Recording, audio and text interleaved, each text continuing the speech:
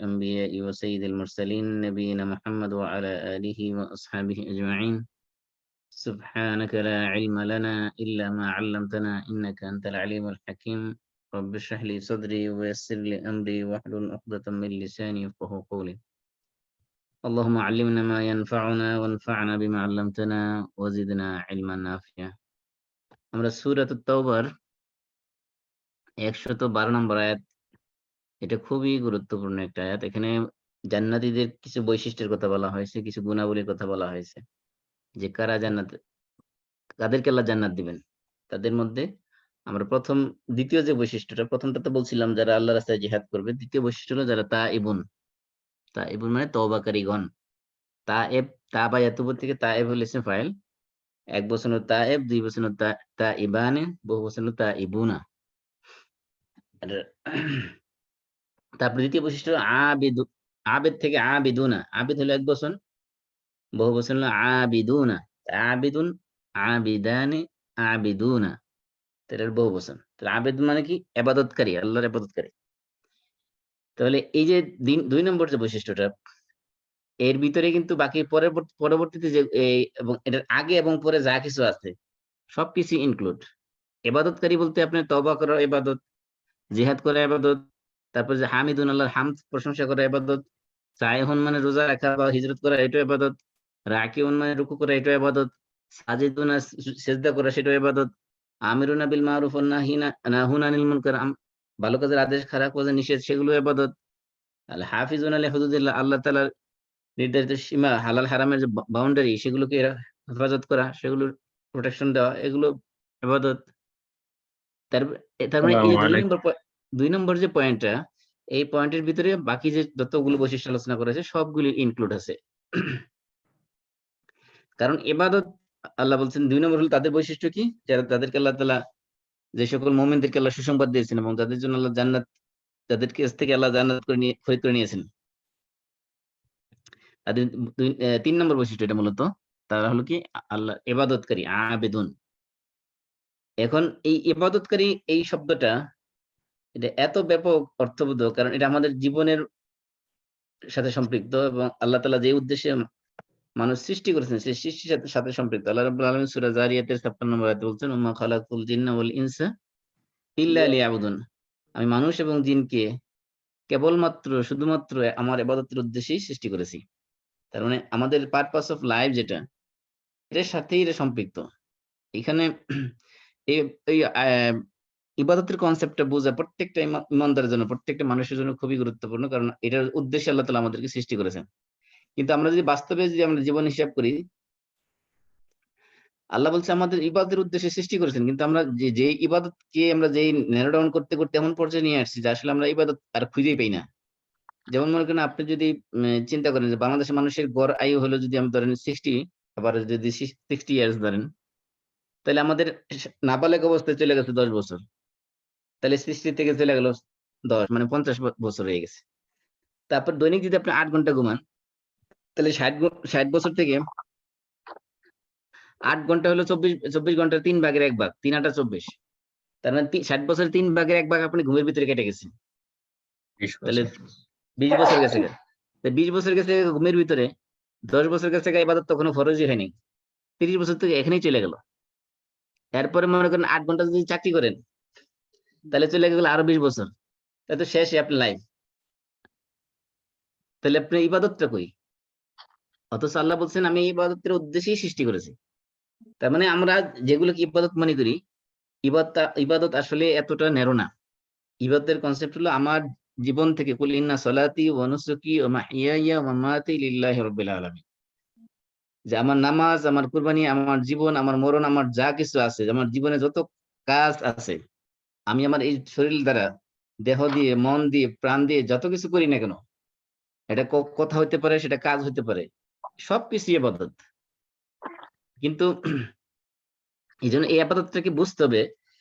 কিন্তু আমাদের সমস্যা হয়েছে, কারণ কি, আমরা যখন ফিকার কিতাব পড়ি তখন দেখি যে নামাজ ইবাদতের চ্যাপ্টারের মধ্যে আলোচনা করেছে নামাজ সংক্রান্ত, যাকাত সংক্রান্ত, সাওম সংক্রান্ত, হজ সংক্রান্ত, এর ভিতরে জিহাদ সংক্রান্ত, এই সকল আলোচনার ভিতরে ইবাদতের চ্যাপ্টার শেষ। তারপরে কি আনা হয়েছে? তারপরে মনে করেন মুআমালাতের আলোচনা আনা হয়েছে, তারপরে বিয়ে শাদীর তালাকের আলোচনা আনা হয়েছে। তার মানে বোঝানো হয়েছে যে এমন ভাবে অনেকে আমরা বুঝতেছি যে শুধুমাত্র নামাজ, রোজা, হজ, যাকাত এগুলি ইবাদত, এই বিয়ে শাদী, ব্যবসা, ফাইন্যান্সিয়াল ট্রানজাকশন, অর্থনৈতিক বিষয়ে, রাজনৈতিক বিষয়ে, সামাজিক বিষয়ে, এগুলো আসলে ইবাদত না। আমরা এরকম ভাবে বুঝে নিচ্ছি। আসল কথা হলো ফিকহের মধ্যে যে যেগুলো চ্যাপ্টারাইজ করা হয়েছে, যে বিষয়গুলোকে, এগুলোকে চ্যাপ্টারাইজ করা হয়েছে বিষয়গুলো সহজে বোঝার জন্য, এছাড়া আর কিছু না। ফিকহের কিতাবের মধ্যে যত চ্যাপ্টার আলোচনা করা হয়েছে সবগুলি মূলত ইবাদত। এমনকি আপনার আত্মীয়তার সম্পর্ক রক্ষা করা বড় ধরনের ইবাদত। নিজের স্ত্রীর হক আদায় করা, স্বামীর হক আদায় করা, সন্তানের হক আদায় করা, মাতা পিতার সাথে সদ্ব্যবহার করা, প্রতিবেশীর হক আদায় করা, এগুলো সব ইবাদত। এমনকি রাস্তায় কষ্টদায়ক কোনো বস্তু পড়ে থাকলে সেটা সরাই দেওয়া ইবাদত। ইবাদত না, শুধু এটা ইমানের শাখা বলা হয়েছে। মানুষ বিপদে পড়লে তাকে বিপদ থেকে উদ্ধার করা ইবাদত। অভাব অনটন দূর করে দেওয়া ইবাদত। এই যে আমরা ইবাদত বলতে শুধুমাত্র এই যে সামনে রমজান মাস আসতেছে, অনেক সময় দেখবেন যে আমরা ইবাদত বলতে শুধুমাত্র এই নামাজ, রোজা, হজ, যাকাত, জিকির, আজকার, কোরআন তালিম, কোরআন তেলাওয়াত এর ভিতরে সীমাবদ্ধ করার কারণে এর বাইরেও যে ইবাদত আছে সেগুলোকে আমরা গুরুত্ব দিই না। এবং এমন এমন এমন ইবাদত আছে যেগুলো আমরা গুরুত্ব দিই না, যেগুলো না করার কারণে অথবা যেগুলোকে ইগনোর করার কারণে অথবা অবহেলা করার কারণে আমরা জাহান্নামে যেতে হতে পারে। ফর এক্সাম্পল, যেমন আল্লাহ রাসূল বলছেন লা ইয়াদখুলুল জান্নাতা কাতি', আত্মীয়তার সম্পর্ক ছিন্নকারী জান্নাতে প্রবেশ করবে না। স্পষ্ট বক্তব্য, সহিহ হাদিস। অথচ আমরা আত্মীয়তার সম্পর্ক রক্ষা করার জন্য কতটা সময় ব্যয় করি। আমরা মনে করি যে আমার অমুক আত্মীয়তা, সে আমার সাথে ভালো আচরণ করে, আমি তার সাথে কেন ভালো আচরণ করবো। আল্লাহ রাসূল বলছেন যে যে ব্যক্তি ভালো আচরণ করে তার সাথে ভালো আচরণের প্রতিফলস্বরূপ অথবা ভালো আচরণের এগেইনস্টে ভালো আচরণ করা, এটার নাম আত্মীয়তার সম্পর্ক রক্ষা করা নয়। আত্মীয়তার সম্পর্ক রক্ষা করা হলো যে তোমার সাথে আত্মীয়তার সম্পর্ক ছিন্ন করতে চায় তার সাথে কানেকশন ধরে রাখার নাম হলো আত্মীয়তার সম্পর্ক রক্ষা করা। কিন্তু আমরা মনে করি কি, আমার অমুক আত্মীয় তো আমার সাথে ভালো আচরণ করে নাই, আমি তার সাথে কেন ভালো আচরণ করব, আমি তার সাথে কেন যোগাযোগ রক্ষা করব, সে আমার সাথে যোগাযোগ করে না। আপনি তার সাথে যোগাযোগ রক্ষা করবেন এই কারণে, কারণ আপনি জান্নাতে যেতে চান, আপনি আল্লাহর প্রিয় বান্দা হতে চান। সে ভালো মানুষ না খারাপ মানুষ সেটা যাচাই করার দরকার নেই। এই জন্য এই যে ইবাদতের যে কনসেপ্টটা, এটা আমাকে বুঝতে হবে। আমার জীবনে যত কাজ করি আমি, সমস্ত কাজ ইবাদত। আল্লাহ রাসূল বলছেন কুল্লু সালাম মিনান নাস আলাইহি সাদাকা, মানুষের শরীরে যতগুলো জয়েন্ট আছে, যতগুলো হাড় আছে, প্রত্যেকটার এগেইনস্টে সাদাকা আছে, যে প্রতিদিন এগুলোর জন্য সাদাকা আছে। আল্লাহ রাসূল বলছেন যে তা'দিলু বাইনা ইসনাইন সাদাকা, দুইজন মানুষের মধ্যে যদি কোনো ঝগড়া বিবাদ হয় সেগুলো মিটাই দিলে সেটার মধ্যে সাদাকার সওয়াব রয়েছে। তুঈনু রাজুলা ফি দাব্বাতিহি ফাতাহমিলুহু আলাইহা, যে কোনো মানুষ একটা বাহনের মধ্যে উঠতে পারতেছে না, তাকে উঠার ক্ষেত্রে সাহায্য করলেন, সেটার একটা সাদাকা হলো। তারপরে তারফাউ লাহু আলাইহা মাতাআহু সাদাকা, কোন বাহনের মধ্যে মাল উঠাইতে পারতেছে না, মালটা উঠাই দিলেন, এটা একটা সাদাকা। ওয়াল কালিমা আত-তাইয়্যিবা সাদাকা, একটা ভালো কথা বললেন, কাউকে সুন্দর একটা কথা বললেন, মিষ্টি হাসি মুখে একটা কথা বললেন, সেটা সাদাকা। ওয়া বিকুল্লি খুতওয়াতিন তামশিহা ইলা সালাতি সাদাকা, প্রত্যেকটা কদমে, যে কদম দিয়ে আপনি মসজিদে যাচ্ছেন, প্রত্যেকটা কদমে একটা করে সাদাকা। ওয়া তুমিতুল আযা আনিত তরিকি সাদাকা, রাস্তা থেকে কষ্টদায়ক বস্তু সরাই দিচ্ছেন, এটা একটা সাদাকা। এই সাদাকা মানে দান খয়রাত। আমরা সাদকা বলতে বুঝি মানে শুধুমাত্র পয়সা দিলে সাদকা হয়। এমনকি আল্লাহ রাসূল হাদিসের মধ্যে আরো বলছেন যে লা তাহকিরান্না মিনাল মা'রুফি শাইআ, কোন নেক কাজকে তুমি তুচ্ছ করে দেখবে না। ওয়ালাউ আন তালকা আখাকা বিওয়াজহিন তালিক, এমনকি সেটা তোমার কোন মুসলিম ভাইয়ের সাথে হাসি মুখে সাক্ষাৎ করাটাও হতে পারে। এই যে হাসি মুখে সাক্ষাৎ করা, আমি মনে করছি এটা কি সেবার সওয়াব না। আল্লাহ রাসূল বলছেন এটা ছোট্ট সওয়াবের কাজ হলো, এটাকে তুমি তুচ্ছ মনে করবে না, কারণ আল্লাহ তাআলা কোন নেক কাজের কারণে আমাকে মাফ করে দিবেন, কোন নেক কাজের কারণে আমাকে জান্নাত দিবেন আমি তো জানি না। এমন হইতে পারে যে এমন তুচ্ছ কাজ আমার কাছে মনে হইতে পারে আল্লাহর কাছে অনেক বড় মর্যাদা সম্পন্ন হতে পারে। যেমন আমরা জানি হাদিসের মধ্যে বনী ইসরাইলের এক মহিলার ঘটনা, যে মহিলা একটা পতিতা, একটা প্রস্টিটিউট, সে কি করেছে, একটা তৃষ্ণার্ত কুকুরকে সে কূপের পাশে পানির জন্য জিহ্বা বের করে দিয়ে করতেছিল, তৃষ্ণার কাতরাচ্ছিল। তখন সে তার পায়ের মোজা খুলে সেই কূপের থেকে পানি তুলে তারপরে কুকুরকে খাওয়াইছে। আল্লাহ তাআলা তাকে এই কারণে মাফ করে দিয়েছেন। তাহলে এই আমাদের কাছে মনে হতে পারে সে তো জেনাকারী, সে তো পতিতা, সে তো জাহান্নামী নিশ্চিত, কবিরা গুনাহ জীবনে লক্ষ লক্ষ বার করছে, তার তো জাহান্নাম ছাড়া কোনো উপায় নেই। কিন্তু আল্লাহ দেখেন, এই সে একটা আমাদের দৃষ্টিতে এটা ওই কবিরা গুনার তুলনায়, অর্থাৎ জিনা করার তুলনায় ওই একটা কুকুরকে পানি পান করানো এটা তো কোনো সওয়াবের কাজই মনে হতে পারে না। কিন্তু হাদিসের মধ্যে স্পষ্ট বলা হয়েছে যে ওই মহিলাকে আল্লাহ তাআলা মাফ করে দিয়েছেন শুধুমাত্র ওই একটা ইবাদতের কারণে। ওইটা আমরা অনেক অনেক সময় ইবাদতই মনে করি না। যে কুকুরকে পানি পানি, মানুষকে পানি খাওয়াইলে হয়তো সওয়াব হইতে পারে। কুকুরকে পানি খাওয়াইলে এটা আবার কি এমন বড় কি সওয়াব হইতে পারে। এজন্য আল্লাহ রাসূল বলছে কোন নেক কাজকেই তুমি তুচ্ছ মনে করবে না। এজন্য আমি আগে একাধিকবার বলেছি যে পৃথিবীতে যত ওয়াজ হয় সমস্ত ওয়াজের সারকর্তা যদি এক সেন্টেন্সে বলা হয় তাহলে এটা হবে এইরকম যে কোন ভালো কাজকেই, কোন নেকের কাজকেই ছাড়বেন না, আর কোন গুনার কাজকে যত ছোট হোক সেটাকে করবেন না। অর্থাৎ আমি কোন সওয়াবের কাজ এটা যত ছোট হোক এটা ছাড়বো না, আর কোন গুনার কাজ যত ছোট হোক সেটা করব না। এটা হলো পৃথিবীর সমস্ত ওয়াজের সার কথা। এই কথার উপর যে আমল করতে পারেন তাহলে দুনিয়ায় আর কোনো ওয়াজ লাগবে না। গুনার কাজ আমি ধরবো না, করবো না যত ছোটই হোক, আর সওয়াবের কাজ যত ছোট হোক এটা আমি ছাড়বো না। এইটা হলো মূলনীতি সমস্ত ওয়াজের সার নির্যাস। একেবারে যদি আমি এক সেন্টেন্সে সামারি করে দিই তাহলে হবে এটা। এই জন্য ইবাদত হলো যে আমি যত আল্লাহ এবং আল্লাহ রসুলের নির্দেশিত পথে যত কাজ করবো সবটাই ইবাদত। এমনকি দুনিয়াতে খাওয়া দাওয়া, ব্যবসা বাণিজ্য করা, চলাফেরা, হাঁটা, বসা, প্রস্রাব, পায়খানা, এমনকি আল্লাহ রসুল বলছেন না, ওই হাদিসের ভিতরে আসে, সামনে আসতেছে। এমনকি আল্লাহ রসুল বলছেন যে যদি তোমার কোনো মুসলিম ভাই তোমাকে দাওয়াত দেয়, ফালিউজিব, সেজন্য সে দাওয়াতে সাড়া দেয়। ফাইন কানা সাইমান ফালিউসাল্লি ওয়া ইন কানা মুফতিরান ফালিউতিম, যদি সে রোজাদার থাকে, দাওয়াত দিছি, এখন আমি রোজা রাখছি, এখন বাসায় যাই কি করবো? তোমার বাসায় বিরিয়ানি রান্না করছো, তুমি পোলাও রান্না করছো, আমি তো রোজার ধারে, এখন কি করবো? আল্লাহ রাসূল বলছে যাও, যে একটু দোয়া করে দিয়ে আসো। আর যদি রোজা না থাকো তাহলে তুমি খাও। তাহলে এই যে আল্লাহ রাসূলের নির্দেশ ফলো করে যদি কেউ কারো দাওয়াত গ্রহণ করে, এটাও সওয়াবের কাজ। এমনকি আব্দুল্লাহ ইবনে মুবারক বলছেন যে রুব্বা আমালিন সগীরিন তুআযিমুহু নিয়া ওয়া রুব্বা আমালিন কাবীরিন তুসাগগিরুহু নিয়া, যে অনেক অনেক সময় অনেক ছোট কাজ, কিন্তু এটা বড় নিয়তের কারণে এটাকে অনেক বড় করে দেওয়া হয়েছে। তার ইন্টেনশনটা ছিল ভালো, সেজন্য আল্লাহ তাআলা সেই ছোট ছোট সওয়াবের কাছ থেকে অনেক বড় ধরনের পুরস্কার তাকে দিয়েছে।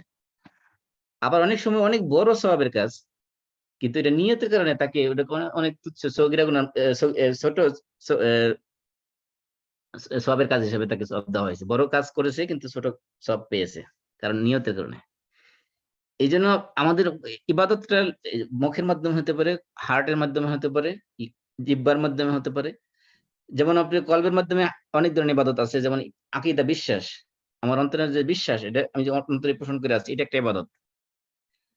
তারপরে আপনার মুখের মাধ্যমে হতে পারে, আবার অন্তরের মাধ্যমে হতে পারে। মুখের মধ্যে যেগুলো আমি কথা বলতেছি সেগুলো ইবাদত। যদি আপনি কাউকে দিনের দিকে আহ্বান করতেছি, মানুষের সাথে কারো ঝগড়াঝাটি মিটমাট করে দেওয়ার জন্য কথা বলতেছি। এমনকি যদি মিথ্যা কথাও বলেন, ২ জন মানুষ মধ্যে ঝগড়া লাগছে, এই ২ জনের মধ্যে আপনি যদি রিকনসিলিয়েশন এর জন্য যদি আপনি প্রয়োজনে মিথ্যা কথাও বলেন, যে এই মিথ্যা কথাটা বললে ২ জনের মধ্যে কিভাবে সম্পর্কের আবার রিবিল্ড হবে, সেই ক্ষেত্রে ওই ধরনের মিথ্যা কথা বলা জায়েজ রাখা হয়েছে। তার মানে আপনি এই যে মিথ্যা কথা বলছেন, যে ওইটার কারণে আপনার সব দেওয়া হচ্ছে।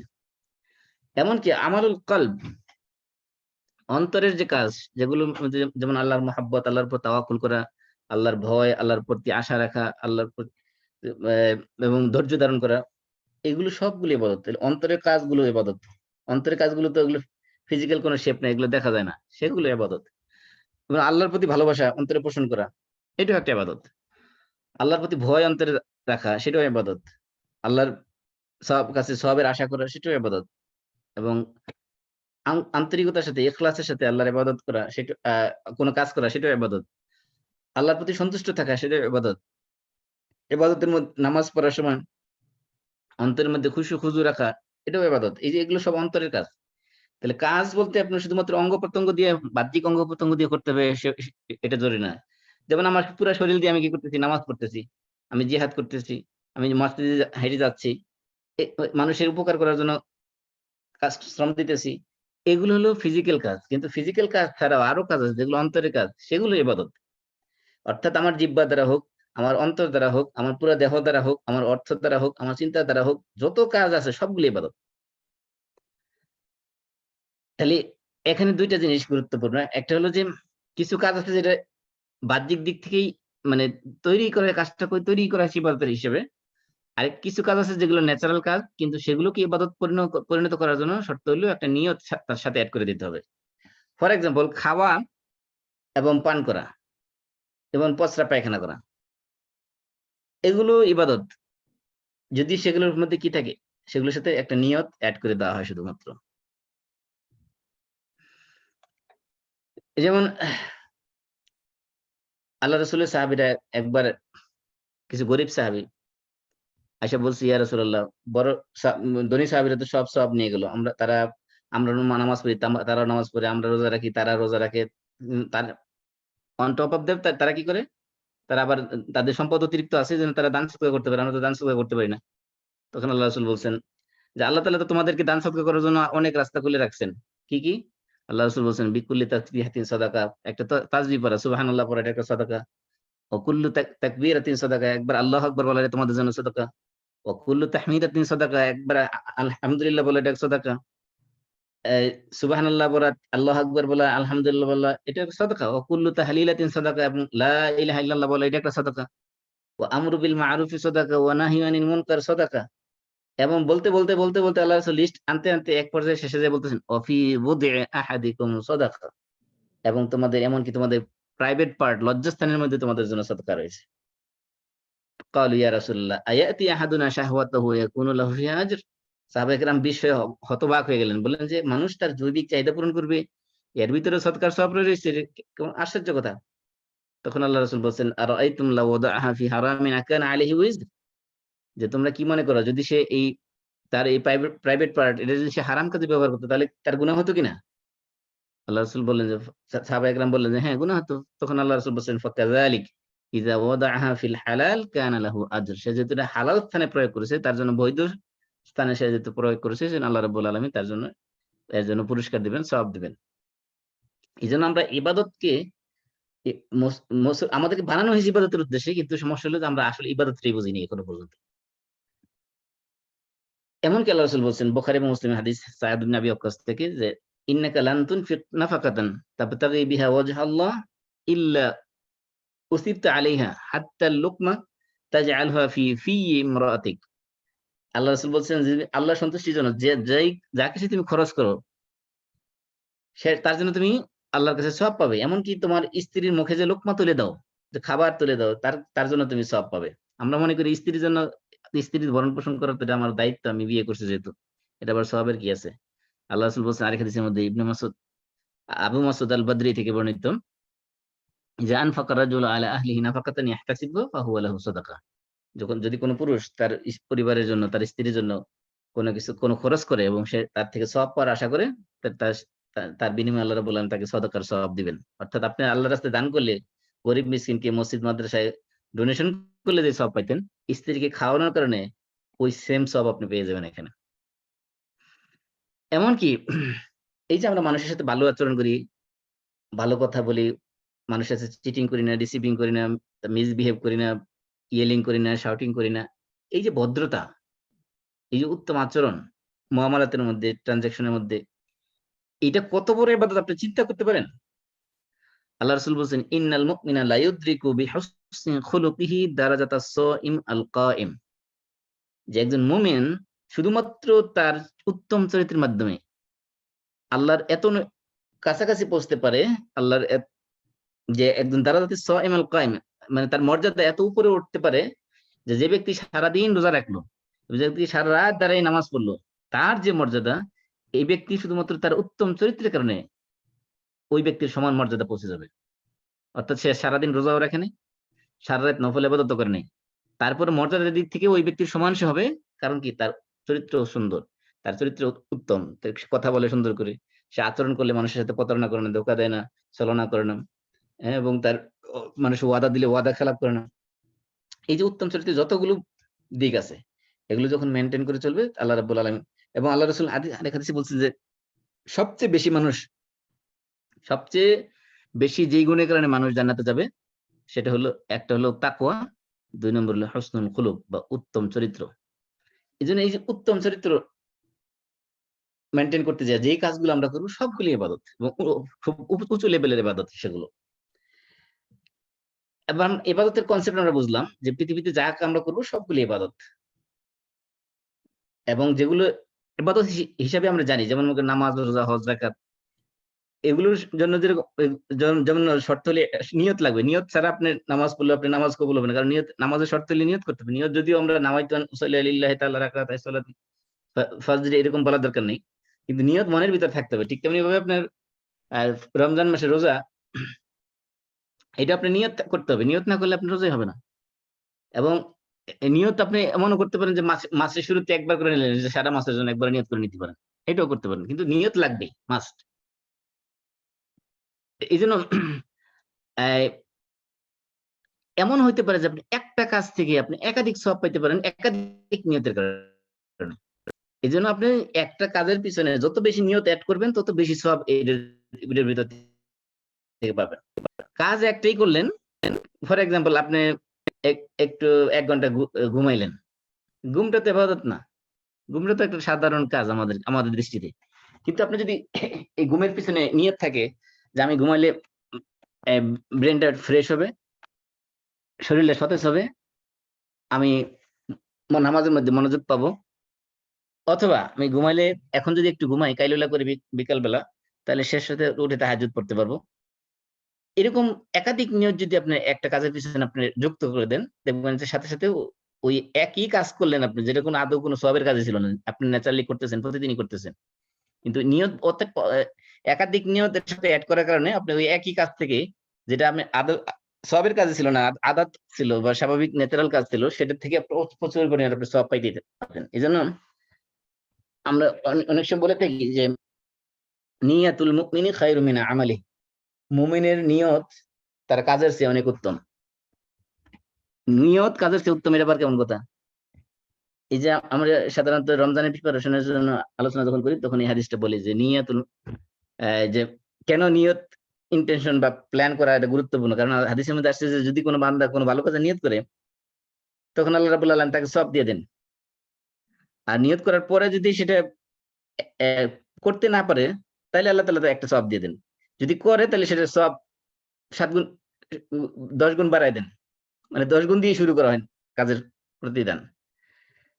আর যে আপনি নিয়ত করছেন একটা খারাপ কাজে নিয়ত করার পরে সেটা করলেন না আল্লাহর ভয়ে, তাহলে ওই খারাপ কাজে নিয়ত করা সত্ত্বেও সেটা না করার কারণে আল্লাহ তাআলা সওয়াব দিয়ে দিবেন। আর যদি সেটা করে তাহলে 1 গুনাহ দিবে মাত্র। এজন্য নিয়তটা খুবই গুরুত্বপূর্ণ কাজের ক্ষেত্রে। এবার আসি আমরা যে ইবাদতের ক্ষেত্রে মৌলিক আরকান আছে কতগুলো, যেগুলো রোকন, মানে এগুলো পিলার, এগুলো না থাকলে আপনি ইবাদতই হবে না। এটা আপনার খুবই গুরুত্বপূর্ণ বিষয়, এটা জানা দরকার। কারণ এই আরকানের কারণে মুসলমানদের মধ্যে বিভিন্ন ফিরকা, বিভিন্ন দল উপদল সৃষ্টি হয়েছে। এর মধ্যে সবচেয়ে গুরুত্বপূর্ণ আরকান হলো 3টা। 1 নম্বর আরকান হলো মহাব্বাত। আমি যখন ইবাদত করবো আল্লাহর, সেই ইবাদতের মধ্যে আল্লাহর প্রতি মহব্বত থাকতে হবে। আল্লাহর মহব্বত অন্তরের মধ্যে থাকতে হবে, এটা হলো অন্তরের কাজ। এই জন্য আমি, আল্লাহ যখন ডাকতেছেন হাইয়া আলাস সালাহ, হাইয়া আলাল ফালাহ, আসো নামাজের দিকে, আসো কল্যাণের দিকে, তখন এটা মুয়াজ্জিন ডাকতেছেন, আমাকে বুঝতে হবে যে আল্লাহ রাব্বুল আলামিন আমাকে ডাকতেছেন। সেই আল্লাহর প্রতি মহব্বত নিয়ে যখন আমি আল্লাহর ডাকে সাড়া দেব, তখন সেই নামাজে যাওয়া আর এমনি স্বাভাবিক মসজিদে যাওয়া, দুটোর মধ্যে অনেক তফাৎ আছে। আল্লাহ রাব্বুল আলামিন বলেন, ওমিনান নাস মান ইয়াত্তাখিযু মিন দুনিল্লাহি আনদাদা, মানুষের মধ্যে অনেক মানুষ আছে যারা আল্লাহর সমকক্ষ অন্যদেরকে সমকক্ষ হিসেবে সাব্যস্ত করে। ইউহিব্বুনহুম, তারা তাদেরকে, তাদের দেবদেবীদেরকে, যাদেরকে শিরক করতেছে তাদেরকে তারা ভালোবাসে। ইউহিব্বুনহুম কাহুব্বিল্লাহ, আল্লাহর ভালোবাসার মতোই। কিন্তু আল্লাহ বলছেন ওয়াল্লাযীনা আমানু আশাদ্দু হুব্বাল লিল্লাহ, যারা ঈমানদার তাদের ভালোবাসা ওই সকল দেবদেবীর প্রতি ভালোবাসার চেয়ে অনেক বেশি। তারা আশাদ্দু হুব্বান লিল্লাহ, আল্লাহকে সবচেয়ে বেশি ভালোবাসে, পৃথিবীর সবকিছুর চেয়ে আল্লাহকে বেশি ভালোবাসে। যে ইবাদতের ক্ষেত্রে প্রথম যে রুকন, যে পিলার, সেটা হলো ভালোবাসা। যেমন আমরা ভালোবাসার একটা আয়াত পড়ছি কিছুদিন আগে, আল্লাহ তাআলা এই যে কতগুলো জিনিসকে উপরকে আল্লাহর ভালোবাসাকে প্রাধান্য দিতে বলছে, মনে আছে না? পিতামাতা, সন্তান, ভাই, স্ত্রী, পরিবার পরিজন, আত্মীয়-স্বজন, সম্পদ, তারপরে ব্যবসা বাণিজ্য, তারপরে বাসস্থান, এগুলো সবকিছুর উপরে আল্লাহ ভালোবাসার ক্ষেত্রে অগ্রাধিকার দিতে বলছেন আল্লাহকে, আল্লাহ রাসূলকে এবং জিহাদ ফি সাবিলিল্লাহকে। তার মানে আল্লাহর প্রতি ভালোবাসা নিয়ে ইবাদত করলে সেটা তার মাধ্যমে আল্লাহর ওলি হওয়া যাবে। আল্লাহ রাসূল বলছেন, আর হাদিসে কুদসিতে আল্লাহ তাআলা বলতেছেন, ওমা তাকাররাবা ইলাইয়া আবদি বিশাইইন আহাব্বা ইলাইয়া মিম্মা আফতারাতুহু আলাইহি। আমি আমার বান্দার জন্য যে সকল ইবাদতের মাধ্যমে বান্দা আমার নিকটবর্তী হয় তার মধ্যে সবচেয়ে প্রিয় ইবাদত হলো আমার কাছে ফরজ ইবাদত। আল্লাহ বলতেছেন, আমার বান্দা যে সকল ইবাদতের মাধ্যমে আমার নৈকট্য হাসিল করে তার মধ্যে সবচেয়ে প্রিয় ইবাদত হলো আমার কাছে আমার যে ইবাদতগুলো আমি তার জন্য ফরজ করে দিয়েছি সেগুলো। এরপর আল্লাহ বলছেন, ওমা ইয়াজালু আবদি ইয়াতাকাররাবু ইলাইয়া বিন-নওয়াফিল হাত্তা উহিব্বাহ। যে আমার বান্দা নফল ইবাদত করতে করতে আমার নৈকট্য হাসিল করতে করতে করতে করতে এমন একটা পর্যায়ে এসে যায় যে আমি তাকে ভালোবাসতে শুরু করি, তাকে ভালোবাসি বলি। ফাইজা আহবাবতুহু কুনতু সামাআহু আল্লাযী ইয়াসমা'ু বিহি ওয়া বাসারাহু আল্লাযী ইয়াবসিরু বিহি ওয়া ইয়াদাহু আল্লাতী ইয়াবতিশু বিহা ওয়া রিজলাহু আল্লাতী ইয়ামশি বিহা। আল্লাহ বলতেছেন, যখন আমি তাকে ভালোবেসে ফেলি তখন অবস্থাটা কি হয়? আমার প্রিয় বান্দা যখন সে আমার ওলি হয়ে যায় তখন আমি কি করি? আমি তার শ্রবণ শক্তি হয়ে যায় যেটা দ্বারা সে শোনে। আমি তার দৃষ্টি শক্তি হয়ে যায় যার দ্বারা সে দেখে। আমি তার হাত হয়ে যাই যে হাত দ্বারা সে স্পর্শ করে। আমি তার পা হয়ে যাই যে পা দ্বারা সে হাঁটে। তার মানে কি? তার মানে কি আল্লাহ আমার উপর ভর করে? নাউযুবিল্লাহ। এই হাদিসকে অনেকে আবার হুলুলের মধ্যে নিয়ে গেছে। যারা মনে করে যে আল্লাহ বান্দার ভিতরে হুলুল হন। হুলুল মানে বান্দার ভিতরে আল্লাহর সুরত ধরে আসেন। নাউযুবিল্লাহ। এখানে বোঝানো হয়েছে যে যখন আল্লাহ তাআলার ওইরকম নৈকট্য হাসিল করে কোনো বান্দা, তখন তার সেই অঙ্গ-প্রত্যঙ্গগুলো, তার দৃষ্টিশক্তি, তার শ্রবণ শক্তি, তার হাত, তার পা, এগুলো আল্লাহর নির্দিষ্ট পথের বাইরে সে কখনো চালায় না। সে চোখ দিয়ে তাকাইলে কোনোদিন আল্লাহর হারামের জিনিস দিকে চক্ষু দিয়ে তাকাবে না। সে যখন কান দিয়ে কোনো কিছু শুনবে, হারাম কিছু শুনবে না। সে হাত দিয়ে যখন কোনো কিছু ধরবে, সে হারাম কোনো কিছু ধরবে না। সে পা দিয়ে যখন কোথাও হেঁটে যাবে, হারাম কোনো কাজের দিকে সে যাবে না। এটাই হলো এখানে মিনিং। কিন্তু অনেকে এটাকে মনে করে যে হলো যে আল্লাহ যেহেতু আল্লাহর কান হয়ে গেছে, মানে কি আল্লাহ আমার কান আল্লাহর কান হয়ে গেছে, আমার চোখ আল্লাহর কান হয়ে গেছে। নাউযুবিল্লাহ। এরকম অনেকে মনে করে, এটা অপব্যাখ্যা করে এই হাদিসকে। এরপর হাদিসে বলা হয়েছে, ওয়া ইন সাআলানি লাউতিয়ান্না। যদি সে আমার কাছে কোনো কিছু চায়, আল্লাহ বলছেন লাম তাকিদ এবং নুন তাকিদ দিয়ে বলছেন অবশ্যই আমি তাকে দিয়ে দিব। ওয়ালা ইন ইসতাআযানি লাউইযান্না।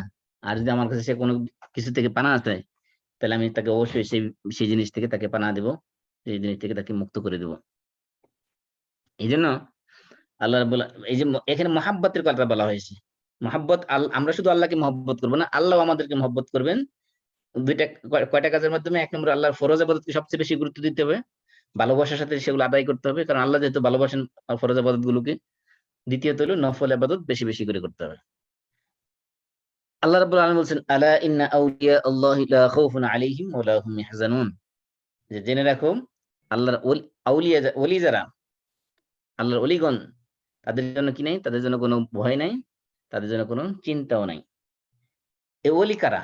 আমরা অনেকে মনে করি যে ওলি মানে হলো যার বাপ-দাদা পীর ছিল, তার ছেলেও গদ্দিনিশিন পীর হয়েছে, হ্যাঁ? উত্তরাধিকার সূত্রে বংশ পরস্পরায় ওলি হয়ে গেছে। বিষয়টা এরকম না। এটা মানুষকে একটু ধোঁকা প্রতারণা, একটা বিজনেস। এই পীর মুরিদি কনসেপ্ট হলে অধিকাংশ ক্ষেত্রে একটা বিজনেস। এটা যদিও মানুষ আবিষ্কার করেছিল মানুষকে দুনিয়া বিমুখ করার জন্য, পরকালমুখী করার জন্য, সংসার আল্লাহর দিকে মানুষকে আকৃষ্ট করার জন্য। কিন্তু এখন হয়ে গেছে এটা পুরোটাই একটা ব্যবসায়িক কনসেপ্ট। কিন্তু আল্লাহ তাআলা এখানে দেখেন ওলির সংজ্ঞা দিয়েছেন এই আয়াতের মধ্যেই। বলছেন আল্লাযীনা আমানু, ওলিদের প্রথম বৈশিষ্ট্য ওলি কারা? আল্লাযীনা আমানু, যারা ঈমান এনেছে, ওয়া কানু ইয়াত্তাকুন, এবং যারা তাকওয়া অবলম্বন করেছে। তাহলে ওলি হওয়ার জন্য এখানে আল্লাহ তাআলা মাত্র ২টা বৈশিষ্ট্যের কথা বলেছেন। বাপ-দাদা পীর হইতে হবে, সিলসিলার ধারাবাহিকতা রক্ষা করে তারপরে সেখান থেকে নমিনেশন পেতে হবে পীর। এরকম কোন কনসেপ্ট ইসলামে নাই। এখানে আল্লাহ তাআলা ওলির সংজ্ঞা দিয়েছেন, ওলি হলো তারা যারা ঈমানদার এবং যাদের অন্তরে কি আছে? আল্লাহর তাকওয়া আছে, তারাই ওলি। এবং আল্লাহ হলেন মুমিনদের ওলি। আল্লাহু ওয়ালিউল্লাযীনা আমানু।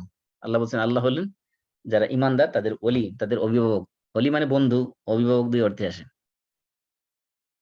তাহলে আল্লাহর ওলি হইতে হলে আল্লাহকে ভালোবাসতে হবে, যেরকম ঈমান রাখতে হবে, তাকওয়া অবলম্বন করতে হবে, আল্লাহর ভালোবাসার কারণে আল্লাহর ইবাদত বেশি বেশি করে করতে হবে। তাহলে আমরা প্রথম যে পয়েন্টটা পেলাম যে ইবাদতের প্রথম রকম হলো ভালোবাসা। অন্তরের মধ্যে ভালোবাসা থাকতে হবে।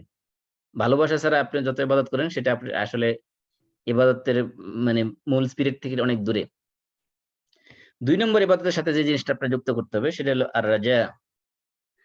আর রাজা মানে হলো আশা করা। আশা করা কি? আপনি যত বড় পাপী হন না কেন, আপনি যদি মনে করেন যে আমার এত গুনাহ করছি আল্লাহ জীবনে, এগুলো আল্লাহ মাফ করবেন না, তাহলে আপনি আল্লাহর ব্যাপারে কুধারণা করেছেন।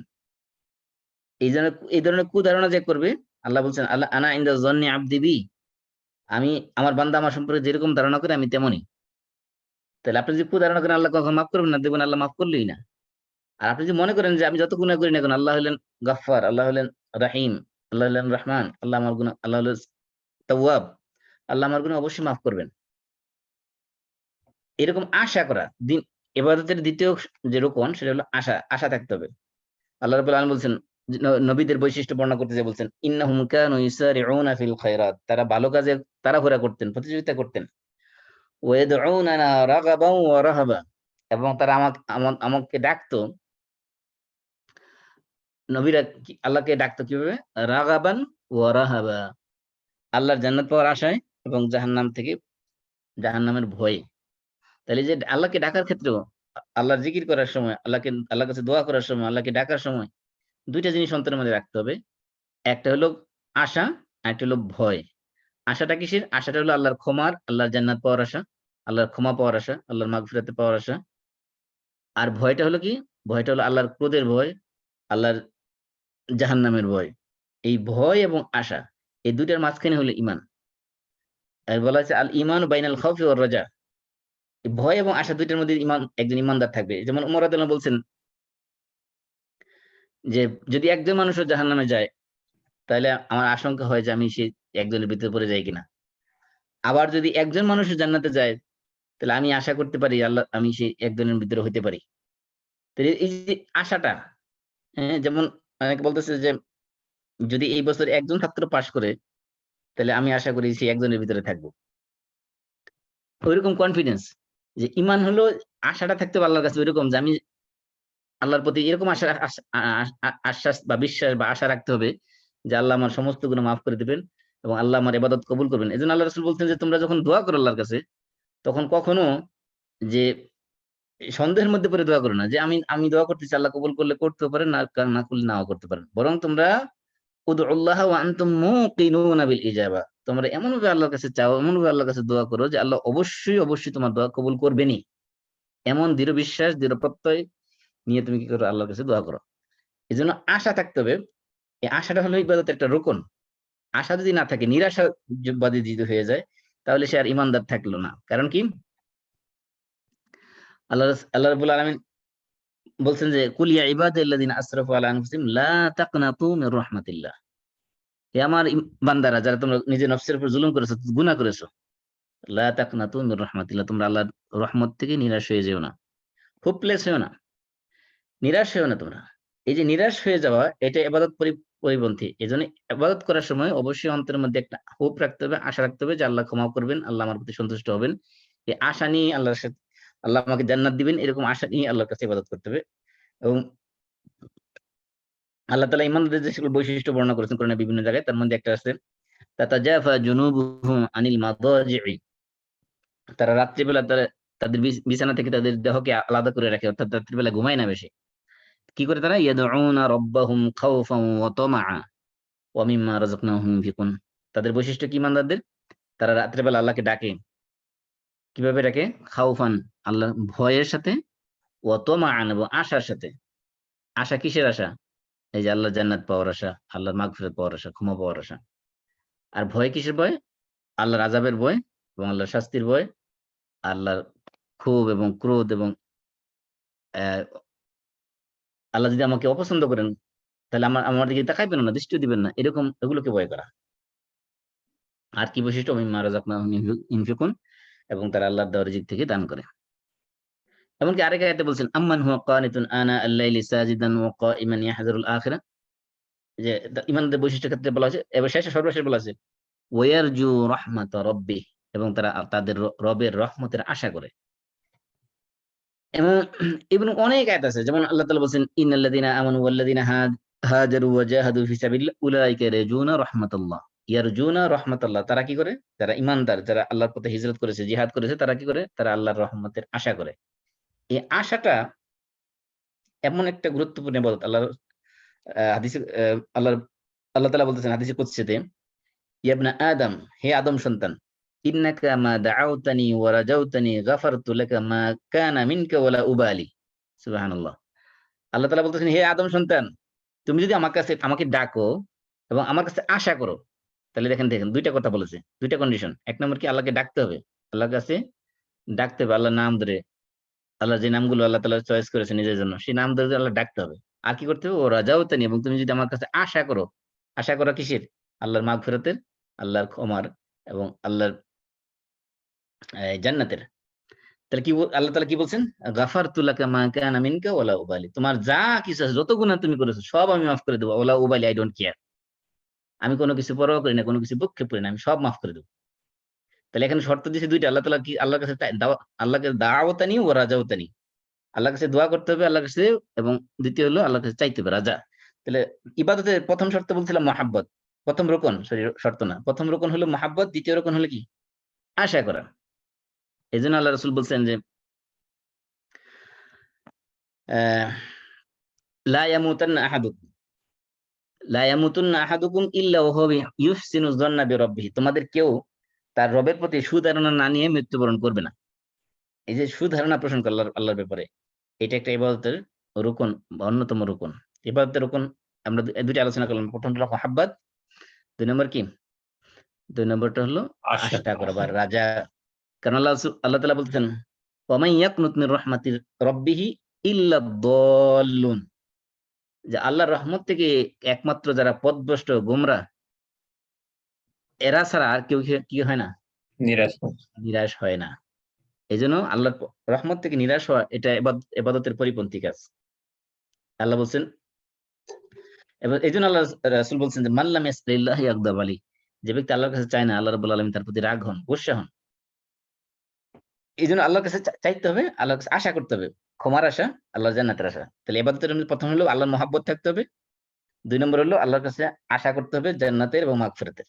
তিন নম্বর ইবাদতের রকম হলো ভয়। এই যে খাউফান ওয়া তামা, এই আয়াতের ভিতরে আছে ভয়টা।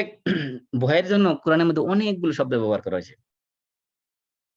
কোনটাকে কখনো বলা হয়েছে খাউফ, কোন সময় বলা হয়েছে খাসিয়া, কোন সময় বলা হয়েছে মুশফিক, কোন সময় বলা হয়েছে ওয়াজিলাত কুলুবুহুম, ওয়াজাল, কোন সময় বলা হয়েছে খাশআ, খাসিয়া, খাশআ, খাউফ, ওয়াজাল, রু'ব, ফাজা, মানে অনেক শব্দ কোরআনের মধ্যে আছে। কিন্তু এই যে প্রত্যেকটা শব্দের আলাদা আলাদা বৈশিষ্ট্য আছে। বাংলায় আমরা সবগুলো অনুবাদ করে দিই ভয়, কিন্তু ভয় দিয়ে অনুবাদ করলে কিন্তু আসলে শব্দের যে মূল যে স্পিরিট, সেটা কিন্তু আসলে আদায় হচ্ছে না। যেমন মনে করেন খাসিয়া এবং খাউফ, এদের যদি আমি পার্থক্য করতে চাই, আমরা অনেক সময় তাকওয়াকে ভয় দিয়ে অনুবাদ করে ফেলি। আসলে তাকওয়া মানে ভয় না। তাকওয়া হলো যে, তাকওয়া বলা হচ্ছে, তাকওয়া শব্দের শাব্দিক অর্থ হলো ওকায়া থেকে আসছে। ওকায়া মানে হলো প্রোটেকশন। এটা আমি আগে একাধিকবার বলেছি, সেজন্য তাকওয়ার দিকে যাচ্ছি না। আমি সংক্ষেপে বলে দিচ্ছি, তাকওয়া হলো প্রোটেকশন। প্রোটেকশন মানে কি? আল্লাহর আদেশগুলো পালন করার মাধ্যমে, আল্লাহর নিষেধগুলো থেকে বিরত থাকার মাধ্যমে নিজেকে জাহান্নাম থেকে প্রোটেকশন দেওয়া, এর নাম হলো তাকওয়া। তাকওয়া মানে ভয় না। তো ভয়ের জন্য খাউফ এবং খাশিয়া। যেমন আল্লাহ বলছে, ইন্নামা ইয়াখশাল্লাহা মিন ইবাদিহিল উলামা, নিশ্চয় আল্লাহকে আল্লাহর খাসিয়াত বা আল্লাহর ভয় আছে তাদের মধ্যে, একমাত্র আল্লাহ যারা ওলামা। ওলামা মানে আমাদের বাংলাদেশি প্রেক্ষাপটে যাদেরকে আমরা ওলামা মনে করি, এই ধরনের ওলামা বলা হয়নি। এই ওলামা, এই আয়াতটা আল্লাহ তাআলা যে যে যে আয়াতের শেষে, এটা একটা আয়াতের একটা অংশ। এটা কোন আয়াত? এটা হলো সূরা ফাতিরের 28 নম্বর আয়াত। ওই সূরা ফাতিরের 28 নম্বর আয়াত যদি আপনি পড়েন, তাইলে আপনি বুঝতে পারবেন যে আল্লাহ তাআলা ওলামা কাদেরকে বলেছেন, ওলামাদের সঙ্গে কারা। ওলামা মানে যাদের আমার মতো যার পিএইচডি ডিগ্রি আছে, লম্বা জুব্বা পরি, দাড়ি রাখি, এরা এরা আমাদের দৃষ্টিতে ওলামা। কিন্তু আল্লাহর দৃষ্টিতে ওলামা কারা? আল্লাহ দেখেন, যে আয়াতের মধ্যে যে ইন্নামা ইয়াখশাল্লাহা মিন ইবাদিল উলামা, এর এক আয়াত আগে থেকে পড়েন, তাহলে পেয়ে যাবেন যে ওলামা কারা। আল্লাহ বলছেন, আলাম তারা আন্নাল্লাহা আনজালা মিনাস সামাই মাআন فأخرجنا به ثمرات مختلفا ألوانها ومن الجبال جدد بيض وحمر مختلف ألوانها وغرابيب سود ومن الناس والدواب والأنعام مختلف ألوانه كذلك এরপর আল্লাহ বলছেন ইন্নামা ইয়াখশাল্লাহা মিন ইবাদিহিল উলামা। এটা একটা আপনার এই যে কনটেক্সটটা কোন কনটেক্সটে বলা হয়েছে সেটা খুবই গুরুত্বপূর্ণ। যে আল্লাহ যে বলছেন যে আল্লাহ নিশ্চয়ই আল্লাহকে সবচেয়ে বেশি ভয় করে ওলামারা, আর আমরা সমস্ত সার্টিফিকেট দাঁড়িয়ে ওলামারা দাবি করলাম আমরা আল্লাহকে সবচেয়ে বেশি ভয় করি, এটা হলো ফেক ক্লেম, এটা আসলে রিয়েল ক্লেম না। রিয়েল ক্লেম হলো আল্লাহ যেই প্রেক্ষাপটে আয়াতটা বলছেন সেই প্রেক্ষাপটে যদি আমাদের মিলে যায় তাহলে বুঝতে হবে যে হ্যাঁ আমি আসলে আল্লাহকে ভয় করি। আল্লাহ তাআলা বলছেন, দেখেন আগের আয়াতটা একটু দেখেন যে আল্লাহ তাআলা এখানে আল্লাহ তাআলার সৃষ্টি নিয়ে আলোচনা করতেছেন, যে আল্লাহ তাআলা আসমান থেকে বৃষ্টি নাজিল করেছেন, তার মাধ্যমে বিভিন্ন রঙের ফল ফলাদি আল্লাহ তাআলা উৎপন্ন করেছেন।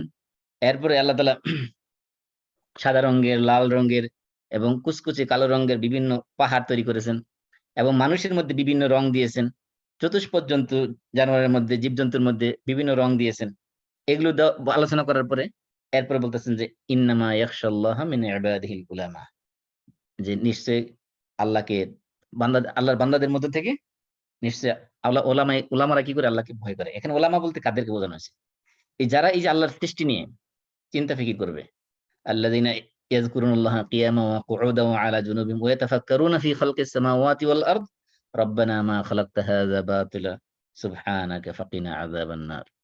আল্লাহর সৃষ্টি নিয়ে, আল্লাহর সৃষ্টির বৈচিত্র্য, আল্লাহ তাআলা এগুলো নিয়ে যখন সে চিন্তা করবে, গবেষণা করবে যে আল্লাহ তাআলা কত বড় কারিগর, কত বড় হিকমতওয়ালা, কত বড় স্রষ্টা, কত বড় আল্লাহর আযামত, আল্লাহর বরত্ব, শ্রেষ্ঠত্ব, এগুলো যখন তার অন্তরের ভিতরে যখন জেগে উঠবে, এই সৃষ্টি নিয়ে চিন্তা করতে করতে একটা পর্যায়ে, তখন তার ভিতরে অটোমেটিকলি আল্লাহর ভয় তার অন্তরের ভিতরে এমন ভাবে জাগবে, জাগার পরে সে বলবে রব্বানা মা খালাকতা হাযা বাতিলা সুবহানাকা ফাকিনা আযাবান নার। আল্লাহ তুমি তো এগুলো অনর্থক সৃষ্টি করো নাই। এই যে এখানে ওলামা বলতে সার্টিফিকেট দ্বারা ওলামা বোঝানো হয়। ওলামা বলতে এমন ব্যক্তিদেরকে বোঝানো হয়েছে যারা আল্লাহর সৃষ্টি নিয়ে গবেষণা করে, আল্লাহর সৃষ্টি নিয়ে চিন্তা ফিকির করে, তাফাক্কুর তাদাব্বুর করে, করার পরে আল্লাহর বরত্ব মহত্বকে তারা উপলব্ধি করে। এই আল্লাহর শ্রেষ্ঠত্ব বরত্ব যখন তার ভিতরে অনুভূতি যখন পুরা দেহ মনের ভিতরে যখন জাগ্রত হবে, তখনই তার ভিতরে একটা ভয় সৃষ্টি হবে, সেই ভয়টার নাম হলো খাশিয়া। এজন্য আল্লাহ বলছেন ইন্নামা ইয়াখশাল্লাহা মিন ইবাদিহিল উলামা। মানে খাশিয়া শব্দের মানে হলো শুধুমাত্র ভয় না, এই ভয়ের সাথে শ্রদ্ধা, ভক্তি, ভালোবাসা সবকিছুর মিশ্রণের সাথে পরে যে ভয়টা আসে সেটার নাম হলো খাশিয়া। এজন্য এই খাশিয়া শব্দকে শুধুমাত্র এক বাংলায় যদি ভয় দিয়ে প্রকাশ করে দেন, এটা কখনো এই শব্দের অনুবাদ হক আদায় হবে না। আপনি মনে করেন আপনার আপনি বড় বস, অথবা মনে করেন যে একেবারে কোন দেশের একটা প্রাইম মিনিস্টার সামনে যে আপনি দাঁড়ালেন কথা বলার জন্য, আপনার একটা আবদার নিয়ে পেশ করার জন্য, সেখানে যাওয়ার পরে আপনি স্বাভাবিকভাবে দেখবেন যে আপনার কনফিডেন্স নিয়ে গেলেন, খুব ভালোভাবে কথা বলেন, তারপর দেখবেন যে আপনি একটা জড়সড় হয়ে যাচ্ছেন, মুখ দিয়ে কথা আটকে যাচ্ছে, একটা ভিতরে একটা ভয় কাজ করতেছে। এই যে ভয়টা, এটা এমন কোনো ভয় না যে সে আপনাকে ধরে জেলখানায় দিবে। এই ভয়টা কি, তার যে মর্যাদা, তার যে সম্মান, তার যে শান, এই শান শৌকতের কারণে আপনার ভিতরে এই যে অনুভূতিটা জাগ্রত হয়েছে, এইটার নাম হলো খাশিয়া। এই জন্য আল্লাহ বলছেন যে আল্লাহ ওলামা যারা, ওলামা বলতে এখানে শুধুমাত্র এই সার্টিফিকেট দ্বারা আলেম বোঝানো হয়নি। এই আল্লাহর বান্দাদের মধ্যে যারাই আল্লাহর সৃষ্টি নিয়ে গবেষণা করবে, আল্লাহর সৃষ্টি নিয়ে চিন্তা ফিকির করবে, তাদের ভিতরে এই ভয়টা সৃষ্টি হবে এবং তাদের ভিতরে আল্লাহর খাসিয়াতটা সৃষ্টি হবে। তাহলে এই যে ইবাদতের ৩ নম্বর রকম হলো খাসিয়া। এই যে আমরা যে খুশু বলি, এই খুশু নামাজের মধ্যে যে নামাজ পড়লে যে সফল হবে এই কথা কিন্তু কোরআনে আল্লাহ কোথাও বলেন নাই। নামাজ পড়লে আপনি জানাতে যাবেন এই কথা সরাসরি আল্লাহ কথা বলেন, বরং নামাজ পড়ার পরে যারা, তাদেরকে আল্লাহ তাআলা ছেড়ে দিয়েছেন ফাওয়াইলুল লিল মুসাল্লিন, মুসল্লিদের জন্য ধ্বংস। তার মানে কি, যারা নামাজ পড়ে, আর যারা নামাজ না পড়লে তো জাহান্নামে যাবে, ঠিক আছে, তো নামাজ পড়েও জাহান্নামে যাবে কারা? আল্লাযীনা হুম আন সালাতিহিম সাহুন, যারা তাদের নামাজের ব্যাপারে গাফিল, নামাজের ব্যাপারে বেখবর। আল্লাযীনা হুম ইউরাউন, যারা কি করে নামাজ মানুষকে দেখানোর জন্য পড়ে লোক দেখানোর জন্য।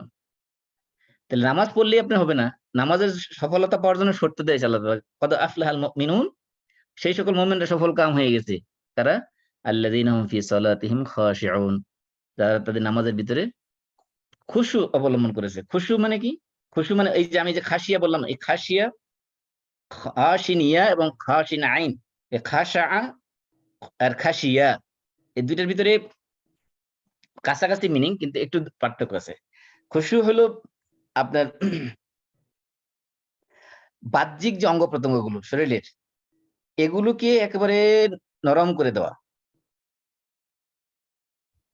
নরম করে দিলে কি হবে, ভিতরে একটা ভাব সৃষ্টি হবে, সেটার নাম হলো খুদু। তাহলে একটা হলো খুশু, একটা হলো খুদু। নাকি খুদু, খুদু হলো বাহ্যিকটা, খুশু হলো ভিতরটা। তাহলে খুশু এবং খুদু আমরা দুটো একসাথে ব্যবহার করি সবসময়, মানে অঙ্গ প্রত্যঙ্গের বিনয় প্লাস অন্তরের মধ্যে এক ধরনের বিনয়। এই দুইটাই হলো নামাজের স্পিরিট, নামাজের রূহ। এই দুইটা যদি না থাকে, যেমন আপনার শরীরের অঙ্গ প্রত্যঙ্গ গুলো স্থির নাই, আমি যে নামা আল্লাহর সামনে দাঁড়াইছি, শরীরের ভিতরে সেই ভয়টাই আমার অন্তরের ভিতরে, শরীরের অঙ্গ প্রত্যঙ্গ গুলো ফিল করতেছে না। এবং অন্তরের ভিতরেও আমি আল্লাহর সামনে দাঁড়াইছি, সেই অনুভূতি এখন আমার জাগ্রত হয়নি। তার মানে এখনো পর্যন্ত আমার ভিতরে খুশু এবং খুদু দুইটার কোনোটাই আসে নাই। যে খুশু এবং খুদু ছাড়া যে নামাজ, ওই নামাজ ফিজিক্যাল এক্সারসাইজ ছাড়া আর কিছুই না, এটা একটু ব্যায়াম। তাহলে নামাজের মূল স্পিরিটই হলো খুশু এবং খুদু। এই জন্য আল্লাহ তাআলা বলছেন কদ আফলাহাল মুমিনুন, ওই সকল মুমিনরাই সফল কাম হবে যারা নামাজ পড়ে, তারা না, যারা কি আল্লাযীনা হুম ফি সালাতিহিম খাশিউন, খাশিউন হতে হবে। তাহলে এই যে আমি যে বলতেছিলাম যে ইবাদতের 3 নম্বর যে রকম, সেটা হলো আল্লাহর ভয়। এবং ভয় শুধুমাত্র আপনার খাউফ না, খাউফ এক ধরনের ভয়। খাউফ হলো সাধারণত আমরা যে কোনো ফিজিক্যাল জিনিস, যে কোনো জিনিস দেখে যে ভয় পাই, যেমন মনে করেন বাঘ দেখে ভয় পাই, শিয়াল এ, সিংহ দেখলে ভয় পাই, টাইগার দেখে ভয় পাই। তারপরে মনে করেন জাহান্নামের আযাব দেখলে ভয় পাবো। ওগুলো হলো ইয়াখাফুনা আযাবা। খাফা ইয়াখাফু মানে কোনো কিছু ফিজিক্যাল এক্সিস্টেন্স দেখে যেটা ভয় পাই, সেটা হলো ভয়। আর খাশিয়া ইয়াখশা যেটা, সেটা হলো যে শ্রদ্ধা, ভক্তি, ভালোবাসা মিশ্রিত যে ভয়, সেটা হলো খুশু। এই জন্য আল্লাহকে ভয় করতে হবে, এটা হলো ইবাদতের আরেকটা গুরুত্বপূর্ণ দিক। আল্লাহ বলছেন ওয়ালিমান খাফা মাকামা রাব্বিহি জান্নাতান, আল্লাহর সামনে দণ্ডায়মান হওয়াটাকে যে ভয় করবে, তার জন্য ডাবল জান্নাত আছে, দুইটা জান্নাত। সূরা রহমানে বলা হয়েছে। আর বলছে ওয়া আম্মা মান খাফা মাকামা রাব্বিহি ওয়া নাহান নাফসা আনিল হাওয়া ফা ইন্নাল জান্নাতা হিয়াল মাওয়া, সরাসরি জান্নাত। যে কি করবে, দুইটা কাজ করবে, আল্লাহর সামনে দণ্ডায়মান হওয়াকে ভয় করবে, আর যে নফসকে কুপ্রবৃত্তি থেকে, নফসের খায়েশা থেকে নফসকে মুক্ত রাখবে, বিরত রাখবে। এই দুইটা কাজ করতে পারলে জান্নাত হলো তার বাসস্থান। এই জন্য তাহলে আমরা ইবাদতের আরকান বা রুকন বা পিলার বললাম কয়টা, 3টা। 1 নম্বর হলো কি, কে বলতে পারেন? আপনারা আমার সাথে আছেন কিনা একটু দেখি। 3টা রুকনের কথা বললাম। মহব্বত, মহাব্বত। 2 নম্বর আশা, হোপ, 2 নম্বর রাজা বা আশা করার। 3 নম্বর ভয়, 3 নম্বর ভয়। এই 3টার জিনিসের সমন্বয় যদি হয় ইবাদতের মধ্যে, তাহলে সেটা হলো পরিপূর্ণ ইবাদত, পারফেক্ট ইবাদত। আর এই 3টা জিনিসকে আলাদা করতে গিয়ে মুসলিমদের মধ্যে 3 ধরনের গ্রুপ সৃষ্টি হয়েছে। যেমন এক ধরনের সুফি, আরেকটা হলো মুরজিয়া, আরেকটা হলো খাওয়ারিজ বা খারিজি। এই 3 গ্রুপ তারা কি হয়েছে দেখেন, সুফি যারা, তাদের ভিতরে শুধু প্রথম গুণটা আছে, প্রথম রকমটা আছে, সেটা হলো কি হব্ব, হুব্ব, আল হুব বা মুহাব্বত, ভালোবাসাটা শুধু আছে। সুফিরা মনে করে যে সব আল্লাহকে ভালোবাসে তারা করে। এমনকি তারা এমনও বলে যে তোমার জান্নাতও চাই না, তোমার জাহান্নামও চাই না, তুমি যদি আমাকে আমার প্রতি সন্তুষ্টি জাহান্নামও দাও, তাতে আমি সন্তুষ্ট। তার মানে সে তার আল্লাহর ভালোবাসা চায় শুধু। তার মানে তাদের ভিতরে কি নাই, আশাও নাই, এবং কি নাই, ভয়ও নাই। তাদের ভিতরে আশা আছে, শুধুমাত্র ভালোবাসা একটা, এটা না। 2 নম্বর হলো যে মুরজিয়া। মুরজিয়া তারা এতটাই আশাবাদী যে তারা মনে করে যে ঈমান আনার পরে যত ধরনের কোনো কবিরা গুনাহ, সগীরা গুনাহ যত গুনাহ করুক, কোনো সমস্যা নেই, কারণ আল্লাহ গাফুরুর রহিম, আল্লাহ সব ক্ষমা করে দেবে। অর্থাৎ ঈমান আনার পরে কোনো গুনাহ কোনো ক্ষতি করতে পারবে না। তাদের কাছে আশাটা এত বেশি পরিমাণে। তার মানে তাদের কাছে আশা শুধু আছে, কিন্তু প্রথমটা এবং তৃতীয়টা নেই। প্রথমটা কি, মুহাব্বত, আর দ্বিতীয়টা কি, ভয়। এই দুইটা তাদের ভিতরে নাই। তাহলে শুধুমাত্র তারা তো শুধু ধরে আছে কোনটা, মাঝখানেরটা, সেটা হলো কি, আশা। তাহলে সুফিরা ধরে রাখছে প্রথম রকম, মুরজিয়া ধরে রাখছে দ্বিতীয় রকম। আরেকটা গ্রুপ আছে মুসলমান, খাওয়ারিজ বা খারিজি যাদেরকে আমরা বলি, তারা শুধু আছে ভয়ের মধ্যে। তাদের ভিতরে বাকি দুইটা নাই। বাকি দুইটা কোনটা, মোহাব্বত এবং রাজা, এই দুইটা তাদের ভিতরে নেই। এই জন্য বলা হয়েছে যে একজন প্রকৃত ইমানদার, যে একজন প্রকৃত ইমানদারের বৈশিষ্ট্য হলো তার ভিতরে এই ইবাদতের যে 3টা রকম, এই সবগুলো তার ভিতরে থাকবে। সেই 3টা রকম কি কি, মোহাব্বত থাকবে, আর খাউফ থাকবে, রাজা থাকবে আশা, এবং খাউফ ভয়, এই 3টার সংমিশ্রণ থাকবে তার ইবাদতের মধ্যে। সে হলো প্রকৃত ইমানদার। তাহলে ইবাদত হওয়ার জন্য, যে কোনো ইবাদত হওয়ার জন্য কিছু শর্ত আছে। আপনি নামাজ পড়লেন, নামাজের আরকান আহকাম, ফরজ, ওয়াজিব, সুন্নত, মুস্তাহাব, নফল যা আছে সব কিছু ঠিকঠাক মতো পালন করছেন, কোনো ত্রুটি নেই। তারপরও আপনার নামাজ শুদ্ধ নাও হতে পারে, নামাজ শুদ্ধই হবে না। এখানে দুইটা জিনিস, একটা হলো শুদ্ধ হওয়া শর্ত, আর একটা হলো কবুল হওয়া শর্ত। শুদ্ধ হইলেই যে কবুল হবে এমনটা কোনো গ্যারান্টি নেই। তাহলে শুদ্ধ হতে হবে, শুদ্ধ হওয়ার শর্ত পূরণ করতে হবে, কবুল হওয়ার শর্ত পূরণ করতে হবে। তো প্রথমে আসি আমরা, যে নামাজ শুদ্ধ হইতে হলে কি কি শর্ত পূরণ করতে হবে। নামাজ না শুধু, সরি আমি নামাজের ভিতরে ঢুকে গেছি। ইবাদত, যে কোনো এবাদতকে শুদ্ধ করতে হলে কয়েকটা শর্ত আছে। 1 নম্বর শর্ত হলো, এটা প্রি কন্ডিশন, এগুলো না থাকলে আপনার ওই কাজটা ইবাদত হিসেবে কাউন্ট হবে না। নাম্বার 1, এটা হলো ইখলাস। ইখলাস মানে কি? এটা হলো সমস্ত ইবাদতের সার নির্দেশ। এটা যদি না থাকে কোন ইবাদতই ইবাদত হবে না। ইখলাসটা কি? যে একমাত্র, কেবলমাত্র, শুধুমাত্র আল্লাহকে সন্তুষ্ট করার উদ্দেশ্যে এই কাজটা করা। এ থেকে দুনিয়াবি অন্য কোনো ফায়দা টার্গেট না করা। আমি এই কাজটা করতেছি যে ইন্নামা নুতইমুকুম লিওয়াজহিল্লাহ লা নুরিদু মিনকুম জাযাআন ওয়ালা শুকুরা। ফকির মিসকিনের যখন খাবার দিতেছি, আমরা অনেক সময় কি করি? ফকিরকে তো এক মাস চাল বেশি দিয়ে বলি যে আমার ছেলে এসএসসি পরীক্ষা দিয়েছে, একটু দোয়া করেন। এটা ঠিক না। আপনি যখন দান করবেন, দানের সওয়াবের দানের প্রতিদিন আল্লাহর কাছে আশা করবেন, ফকির মিসকিনের কাছে আশা করবেন না। আপনি যখন কোনো ইবাদত করবেন, কোনো কিছু করবেন, ওটার থেকে আশা করবেন আল্লাহর কাছে, কোনো কিছু পাওয়ার আশা করবেন আল্লাহর কাছে। আমি নামাজ পড়তেছি খুব সুন্দর করে মানুষকে দেখানোর জন্য, তাহলে আমার এই নামাজটা হলো মানুষের উদ্দেশ্যে, আল্লাহর উদ্দেশ্যে হলো না। তাহলে যে কোনো ইবাদত, মনে করেন আমি মসজিদের কালেকশন হচ্ছে, ডোনেশন কালেকশন হচ্ছে, আমি এক মোটা অঙ্কের টাকা দান করে দিলাম। মানুষ মনে করে ও আমাদের সমাজের মধ্যে অনেক বড় একজন দানবীর লোক আছে। বাসায় যায় সবাই স্ত্রীদের সাথে গল্প করলো, আজকে জানো মসজিদে অমুক এত টাকা দান করে দিছে। কত বড় দানশীল, কত বড় মন তার। এই যে মনে করেন সবার পক্ষ থেকে আমি বাহবা পাওয়ার জন্য, দানবীর পাওয়ার জন্য আমি দান করে আসলাম, আমি কিন্তু বড় একটা কবিরা গুনাহ করে আসলাম। সওয়াব তো পাবোই না, বরং অনেকগুলো গুনাহ পাবো, এবং এটা জাহান্নামে যাওয়ার কারণ হয়ে যেতে পারে। এই যে আমি আল্লাহ যে জিনিসটা, যে ইবাদতটা আল্লাহকে সন্তুষ্ট করার জন্য করার কথা ছিল, সেটা আমি মানুষকে সন্তুষ্ট করার জন্য করলাম। আমি এই বছর বাজারে সবচেয়ে বড় গরুটা নিয়ে আসলাম কিনা, যে মানুষ বুঝুক যে আমি আমি এলাকার সবচেয়ে ধনাঢ্য ব্যক্তি, যে আমি সবচেয়ে দামি গরুটা বাজারে কিনে নিয়ে আসলাম কুরবানি দেওয়ার জন্য। তাহলে আসলে আমি কুরবানি আল্লাহর সন্তুষ্টির জন্য দিলাম না, আমি বলতে শো অফ করার জন্য সবচেয়ে দামি গরুটা, যেটা আসলে বাজারে এত, এই গরুটার মাংস এবং ওয়েট অনুযায়ী আসলে এত দাম হওয়ার কথা না। তারপর এত দাম কেন দিলাম? মানুষকে দেখানোর জন্য, যে এত দাম দিয়ে গরুটা কিনলাম। এই যে এগুলো শো অফ। তাহলে ইবাদতের মূল নির্দেশ হলো, একেবারে জিস্ট অফ দ্য জিস্ট হলো ইখলাস। ইখলাস যদি না থাকে, এই জন্য আল্লাহ এই ইখলাস যাদের ভিতরে থাকবে, তাদের এই ছোট্ট একেবারে, যেটা আমাদের দৃষ্টিতে ইবাদতই মনে হয় না, সেটা এমন এক পর্যায়ে চলে যাবে যে আল্লাহ রাব্বুল আলামিনের কাছে অনেক বড় মর্যাদা পেয়ে যাবে। আর ইখলাস যদি না থাকে, অনেক বড় বড় ইবাদত সেগুলো গুনাতে পরিণত হয়ে যাবে।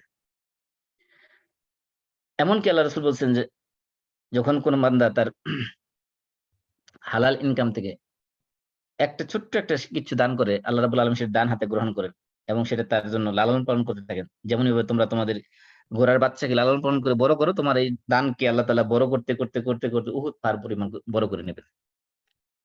এজন্য ইখলাসের সাথে যখন আমরা যে কাজটি করি না কেন, সেটা আল্লাহ রাব্বুল আলামিন কবুল করে নেবেন। আর ইখলাস ছাড়া, এই যে ফাওয়াইলুল লিল মুসাল্লিন, মুসল্লিদের ধ্বংস, এরপরে আল্লাহ বলে দিয়েছেন কারণ কি? নামাজ পড়তেছে, তাহলে এই ব্যক্তির জন্য ধ্বংস কেন? ওই ব্যক্তির জন্য জাহান্নামের উপত্যকার ভয় দেখানো হয়েছে, কারণটা কি? কারণ প্রথমেই বলা হয়েছে ফাওয়াইলুল মুসাল্লিন আল্লাযীনা হুম আন সালাতিহিম সাহুন, তারপরে বলা হয়েছে আল্লাযীনা হুম ইউরাউন, তারা মানুষকে দেখানোর জন্য নামাজ পড়ে, লোক দেখানো নামাজ, আসলে আল্লাহকে সন্তুষ্ট করার জন্য নামাজ পড়ে। এজন্য যেই ইবাদত, যেই কাজটা আল্লাহকে সন্তুষ্ট করার জন্য করা হয়েছে, সেই কাজ যদি মানুষের জন্য করা হয়, সেই কাজের সওয়াবের পরিবর্তে গুনাহ পাওয়া হবে। এবং কি, আর যে আল্লাহকে কেবলমাত্র আল্লাহকে সন্তুষ্ট করার জন্য করা হয়, তাহলে এর মর্যাদা কিরকম? হাদিসের মধ্যে আছে যে সাবআতুন ইযিল্লুহুমুল্লাহু ফি যিল্লিহি ওয়া মা লা যিল্লা ইল্লা যিল্লুহ। কিয়ামতের দিন আল্লাহ রাব্বুল আলামিন 7 শ্রেণীর লোককে ভিআইপি মর্যাদা দিবেন, ভিভিআইপি, যাদেরকে আল্লাহ তাআলা আরশের নিচে ছায়া দান করবেন, স্পেশাল ছায়া, যেখানে আল্লাহ তাআলার আরশের ছায়া ছাড়া দুনিয়ার কোনো ছায়া থাকবে না কোথাও। সব জায়গায় শুধু সূর্যের আলো আর আলো। মানুষের মাথার মগজ গলে গলে পড়তে থাকবে। কেউ পুঁজির মধ্যে হাঁটু পর্যন্ত গেলে থাকবে, কেউ কোমর পর্যন্ত, কেউ গলা পর্যন্ত, কেউ বুক পর্যন্ত। এই যে এমন এক পরিস্থিতিতে আল্লাহ তাআলা আরশের নিচে ছায়া দান করবেন, ভিআইপি মর্যাদা দেবেন কাদেরকে? এর 7 শ্রেণীর লোককে। এর মধ্যে এক শ্রেণী হলো রাজুলুন তাসাদ্দাকা বিসাদাকাতিন ফাআখফাহা হাত্তা লা তা'লামা শিমালুহু মা তুনফিকু ইয়ামিনুহু। যে ব্যক্তি এমন ভাবে, সে এমন গোপনে সে আল্লাহর রাস্তায় দান করেছে যে তার ডান হাত কি দান করলো, তার বাম হাত এটা টেরই পায়নি। এইজন্য এই যে আল্লাহর জন্য করা কোনো কাজ, এটা আল্লাহর কাছে এত প্রিয় যে দেখেন আল্লাহ তাআলা কিয়ামতের ময়দানে এসে ভিআইপি মর্যাদায় তাকে স্পেশালি ডেকে নিয়ে এসে তাকে আরশের নিচে ছায়া দান করবে। মানে কিয়ামতের ময়দানে এই দুনিয়ার আদম আলাইহিস সালাম থেকে শুরু করে কিয়ামত হওয়ার আগ পর্যন্ত কোটি কোটি মানুষের ভিতর থেকে তাকে বাছাই করে নিয়ে আসবে। চিন্তা করতে পারেন কত বড় মর্যাদা তাকে দেবে সেদিন। এইজন্য এই ইখলাসের গুরুত্ব এতটাই যে কারণ হলো ইখলাস হলো কি সমস্ত ইবাদতের সার নির্দেশ। এজন্য আল্লাহ তাআলা কোরআনে বহু জায়গায় বলছেন, আল্লাহ বলছেন ওমা উমিরু ইল্লা লিয়াবুদুল্লাহ মুখলিসিনা লাহুদ্দিন হুনাফা কুল আ'বুদু মুখলিসান লাহু দীনি। আল্লাহ বলছেন ওমা লি আহাদিন ইনদাহু মিন নি'মাতিন ইল্লা বিতিগা ওয়াজহি রাব্বিহিল আ'লা। ইবতিগা ওয়াজহি রাব্বিহি মানে তার রবের সন্তুষ্টির আশায়। আল্লাহ বলছেন লান ইয়ানালাল্লাহ, অসংখ্য আয়াত আছে, এগুলো তেলাওয়াত করতে আমার সময় চলে যাবে। লান ইয়ানালাল্লাহা লুহুমুহা ওয়ালা দিমাউহা ওয়ালাকিন ইয়ানালুহু তাকওয়া মিনকুম। কুরবানির রক্ত মাংস এগুলো আল্লাহর কাছে পৌঁছে তোমাদের অন্তরের তাকওয়া। এইজন্য আল্লাহ বলছেন, আল্লাহ রাসূল বলছেন ইন্নাল্লাহা লা ইয়ানজুরু ইলা সুওয়ারিকুম ওয়া আমওয়ালিকুম ওয়ালাকিন ইয়ানজুরু ইলা কুলুবিকুম ওয়া আমালিকুম। আল্লাহ তোমাদের চেহারার দিকে দেখেন না, তোমাদের সম্পদের দিকে দেখেন না, তিনি দেখেন তোমাদের অন্তরের দিকে এবং তোমাদের কাজের দিকে। এই কাজটা কতটা সিনসিয়ারের সাথে, কতটা আন্তরিকতার সাথে করছে। এক লোক এসে বলল, ইয়া রাসূলুল্লাহ, কেউ বীরত্ব প্রদর্শনের জন্য যুদ্ধ করে, কেউ নিজের পরিবার পরিজনকে প্রোটেকশন দেওয়ার জন্য যুদ্ধ করে, কেউ মানুষকে দেখানোর জন্য, নিজের বীরত্ব দেখানোর জন্য, লোক দেখানোর জন্য যুদ্ধ করে। এর মধ্যে আল্লাহর রাস্তায় আসলে যুদ্ধ করলো কে? আল্লাহ রাসূল বলছেন যে এরা আসলে কেউই আল্লাহর রাস্তায় যুদ্ধ করলো না। মান কাতালা লিতাকুনা কালিমাতুল্লাহি হিয়াল উলিয়া ফাহুয়া ফি সাবিলিল্লাহ। যে ব্যক্তি আল্লাহর কালিমাকে বুলন্দ করার জন্য, আল্লাহর কালিমাকে সুউচ্চ করার জন্য জিহাদ করলো, সে হলো আসলে প্রকৃত জিহাদ মুজাহিদ। আর বাকি যারা হলো সব হলো কি, এরা হলো দুনিয়া পাওয়ার আশা করলো, সেজন্য তাদের কোনো এই জিহাদকে তারা শহীদ হওয়া সত্ত্বেও তাদের শাহাদাত কবুল করা হবে না, বরং তাদেরকে জাহান্নামে নেওয়া হবে।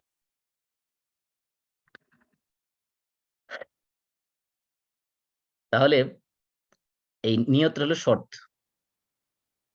এটা সিহাত মানে ইবাদত সঠিক হওয়ার জন্য শর্ত। আর যদি সেটা ইবাদত হয়ে থাকে, কাজটা যদি ইবাদতের কাজ যেগুলো আমরা মনে করি, যেমন নামাজ, রোজা, হজ, যাকাত, তাওয়াফ, কোরআন তেলাওয়াত, জিকির আজকার, এগুলো হলো নিয়তের শর্ত। আর সওয়াব পাওয়ার জন্য অন্য কাজ যেগুলো, সেগুলোর জন্য মধ্যে সওয়াব পাওয়ার জন্য শর্ত হলো নিয়ত থাকতে হবে। যেমন খাওয়া, পান করা, ঘুমানো, রিজিক অন্বেষণ করা, এগুলো সওয়াব পাওয়ার জন্য শর্ত হলো এগুলোর মধ্যে কি থাকতে হবে? নিয়ত থাকতে হবে। তো প্রথম শর্ত হলো ইবাদতের ক্ষেত্রে নিয়ত।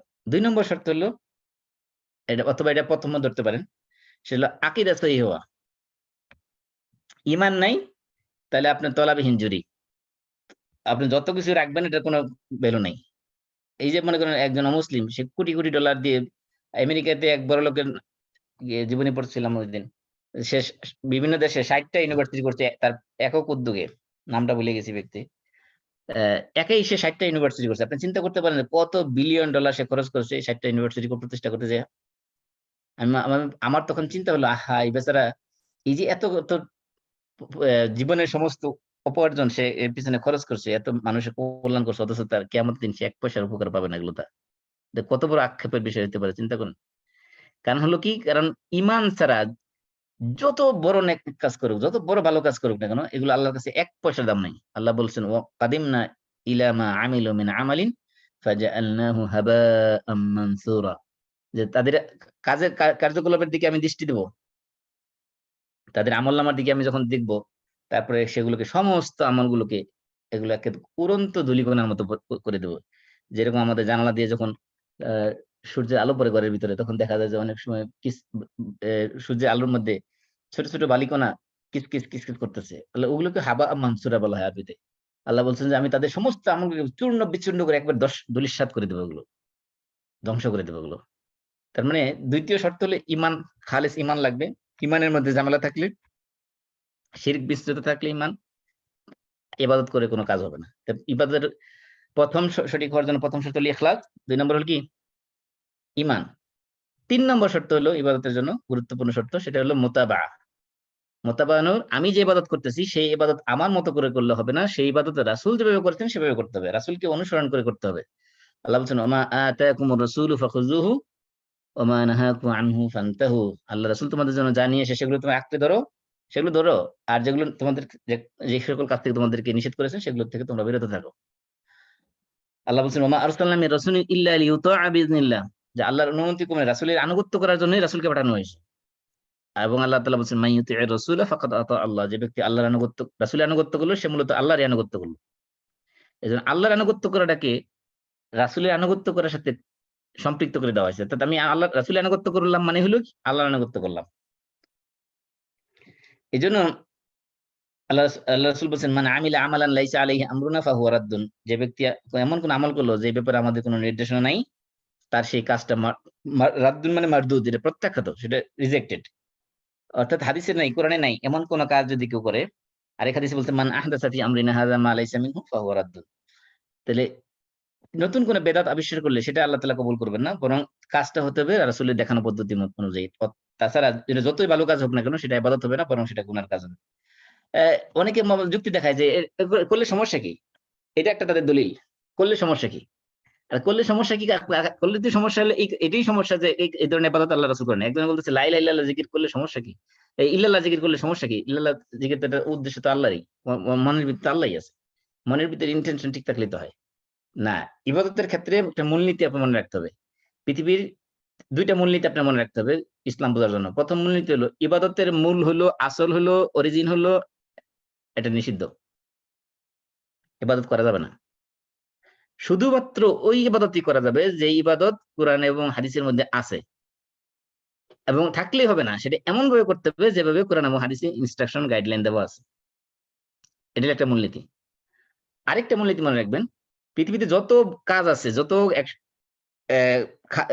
কাজ আছে, যত বিষয় আছে, অন্যান্য যত কাজ আছে ইবাদত, যেমন মনে করেন ব্যবসা বাণিজ্য, ধরেন খাবার, ফর এক্সাম্পল আপনি যদি কেউ এসে আপনার জিজ্ঞেস করে যে পুঁইশাক খাওয়া যায়, একটা হাদিস কোরআন হাদিসের দলিল দিয়ে আমরা বুঝাই দেন। অথবা মনে করেন যে পাখির ডিম খাওয়া যায় কিনা, আপনি কোরআন হাদিস দলিল দিয়ে বুঝাই দেন। আপনি কত বাংলাদেশের মনে করেন লাল শাক নিয়ে আসলো, লাল শাক বলে যে লাল শাক একটা খাওয়া যায় কিনা হাদিস দ্বারা বুঝাই দেন। লাল শাক তো আরব দেশে নাই, আপনার বুঝাইবো কি দিয়ে, হাদিস পাইবো কি। তাহলে এই যে মূলনীতি হলো যে অন্যান্য বস্তুর ক্ষেত্রে, খাবারের ক্ষেত্রে, অন্যান্য বস্তুর ক্ষেত্রে মূলনীতি হলো ওগুলো সব জায়েজ। হারাম কোনটা, যেটা কোরআন এবং হাদিসে হারাম ঘোষণা করা হয়েছে সেটি শুধুমাত্র হারাম। তাহলে ইবাদতের ক্ষেত্রে আর বস্তুর ক্ষেত্রে পার্থক্য হলো এই জায়গায়। ইবাদতের মূল হলো নিষিদ্ধ, কোন ইবাদত করা যাবে না, শুধু করতে হবে সেগুলোই যেগুলো কোরআন এবং হাদিসে আছে। এর বাইরে কোন ইবাদত নতুন করে আবিষ্কার করলে সেটা বেদাত, সেটা গ্রহণযোগ্য হবে না। আর অন্যান্য বস্তুর ক্ষেত্রে সমস্ত বস্তু দুনিয়ার সবকিছু খাইতে পারবেন, জায়েজ। হারাম কোনগুলো, হারাম হলো শুধুমাত্র কোরআন এবং হাদিসে যেগুলো হারাম উল্লেখ করা হয়েছে সেগুলো বাদ দিয়ে বাকি যত বস্তু আছে দুনিয়া সব খাইতে পারবেন, সবকিছু করতে পারবেন। এই জন্য হালাল হওয়ার জন্য দলিল লাগে না, কোন জিনিস হালাল প্রমাণ করার জন্য দলিল লাগে না, দলিল লাগে হারাম প্রমাণ করার জন্য। ঠিক তেমনি ভাবে ইবাদত করা এটা জায়েজ নাই, নাজায়েজ প্রমাণ করার জন্য দলিল লাগে না। ইবাদত এটা যে জায়েজ, এটা যে বৈধ, সেটা প্রমাণ করার জন্য দলিল লাগে। এই দুইটা মূলনীতি যদি মনে রাখেন, এই দুইটা মূলনীতি মনে রাখলে ইসলামের অনেক বিষয় আপনার সামনে ক্লিয়ার হয়ে যাবে, কোন ধরনের অ্যাম্বিগুইটি, কোন ধরনের ডাউট সেখানে থাকবে না। তা আমরা বলতেছিলাম যে ইবাদতের শর্ত নিয়ে আলোচনা করতেছিলাম, যে গুরুত্বপূর্ণ 3টা বিষয়। 1 নম্বরে ইখলাস, 2 নম্বরে ঈমান, 3 নম্বরে কি মুতাবাআতু রাসূলিল্লাহ, আল্লাহ রাসূলকে অনুসরণ করে করতে হবে। মনে করেন ফজরের নামাজের সুন্নত এত ফজিলত, আল্লাহ রাসূল বলছেন যে রাকাতাই সুবহি খায়রুম মিনাদ দুনিয়া ওয়া মা ফিহা, দুনিয়া এবং দুনিয়ার মধ্যে যা কিছু আছে সবকিছুর চেয়ে উত্তম হলো ফজরের 2 রাকাত সুন্নত। এখন আপনি যদি মনে করেন এত ফজিলতপূর্ণ নামাজ 2 রাকাত পড়ে কি হয়, আমি সময় আছে যেহেতু 12 রাকাত পড়ে ফেলি, সওয়াব হবে না গুনাহ হবে? নিশ্চিত গুনাহ হবে, কারণ রাসূল কখনো 12 রাকাত পড়েন নাই। এজন্য ইবাদতটা হতে হবে রাসূলের দেখানো পদ্ধতি অনুযায়ী। এই 3টা শর্ত পালন করে যদি ইবাদত করা হয় তাহলে সেটা ইবাদত হবে, নতুবা সেটা হবে বিদআত। এরপরে আমাদের ইবাদত সম্পর্কে আরো কিছু আলোচনা আছে, সেটা হলো মুবতিলাতুল ইবাদাত, যে ইবাদতকে নষ্ট করে ফেলে কোন কোন কাজ, সেগুলো আমরা ইনশাআল্লাহ আগামী আলোচনা করব। আজকে আমরা যা আলোচনা করলাম এর ভিতর থেকে কারো কোন প্রশ্ন আছে কিনা? আগামী সপ্তাহে আমরা যদি এটা ভুলেও যাই, আপনি মনে করে দিন যে কোন কোন কাজের মাধ্যমে ইবাদত নষ্ট হয়ে যায়। আমরা যেমন অজু ভঙ্গের কারণ পড়ি, এরকম ইবাদত ভঙ্গেরও কিছু, ইবাদত নষ্টেরও কিছু কারণ আছে, সেগুলো আমরা ইনশাআল্লাহ আগামী সপ্তাহে আলোচনা করবো। যে আজকে যে আলোচনা করলাম এর মধ্যে কারো কোনো প্রশ্ন আছে? আসলে যে মনে করেন আমরা যারা জব করি, জবের বিনিময়ে আমরা একটা পারিশ্রমিক পাই, তো এখন আমাদের এই দৈনন্দিন ডিউটি বা কাজ, এইটাকে মানে ইবাদতে টার্ন করতে হইলে আমাদের কি করতে হবে? ইবাদতের যে কন্ডিশন গুলো আছে সেগুলো মিট করলে হয়ে গেল। 3টা কন্ডিশন বললাম না? 1 নম্বর হলো ইখলাস, আমি কাজটা করতেছি আল্লাহর সন্তুষ্টির জন্য। এখন কথা হলো আপনি যেটা বলতে চাচ্ছেন যে মনে করেন ফর এক্সাম্পল আমি ইমামতি করে বেতন নিতেছি, এটা কি তাহলে মানে আমি নামাজ পড়ে টাকা নিতেছি, তাহলে আমার নামাজটা কি আসলে টাকার বিনিময় হয়ে গেল কিনা? বিষয়টা এমন, এই বিষয়টা আমার মনে হচ্ছে যে এমন কিছু বোঝাতে চাচ্ছেন নাকি? খোলাখুলি বলেন। না, শুধু এটা না, আমি যেটা বলছি, যেমন মনে করেন আমরা বিভিন্ন জায়গায় জব করি না, জবের বিনিময়ে আমরা তো টাকা পয়সা নেই।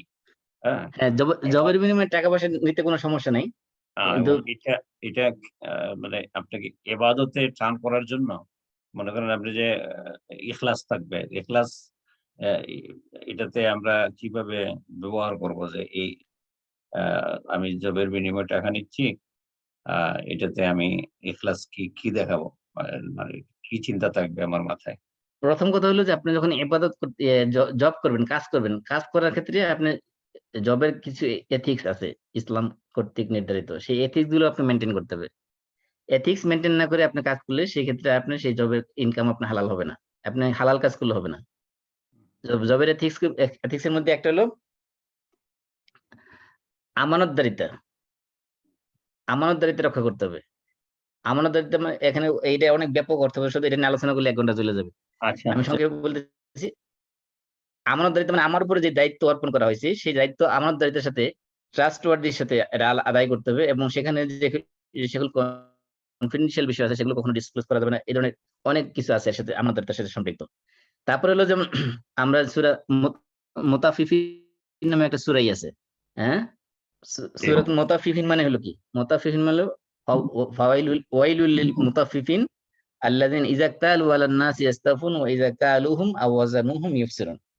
অর্থাৎ যখন তারা নেয়, পুরোপুরি নেয়, যখন তারা দেয় অন্যকে তখন কম দেয়। এটা এটা করা যাবে না। অর্থাৎ আমি যে বেতন নিতেছি, আমি পুরোপুরি বেতন নিতেছি, কিন্তু আমি যখন সার্ভিস দিতেছি তখন সার্ভিসের মধ্যে আমি ত্রুটি করতেছি। এটা করলে এই মুতাফিফিনদের অন্তর্ভুক্ত হয়ে যাবে। তাদের ব্যাপারে ওয়াইল বলা হয়েছে।